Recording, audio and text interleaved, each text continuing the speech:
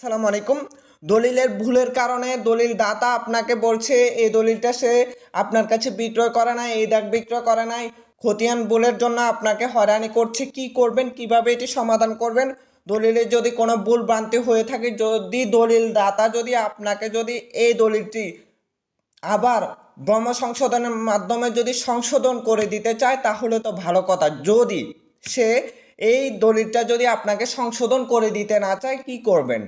ধরেন দলিলের সাবেক দাগ ভুল বা হাল দাগ ভুল, বা দলিলের খতিয়ান নাম্বার ভুল, বা দলিলের দাতা গ্রহীতার নামের ভুল, এই সব ভুল যদি হয় তাহলে আপনি কি করবেন? এসব ভুল যদি হয় আর দাতা যদি দিতে যদি ইচ্ছুক না হয়, তাহলে আপনি এই দলিল সংশোধনের জন্য আদালতে একটি মামলা করবেন।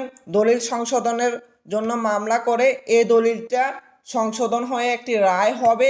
এই রায় দিয়ে আপনি এই সম্পত্তিটা নামজারি বা খারিজ বা আনুষঙ্গিক যত কাজ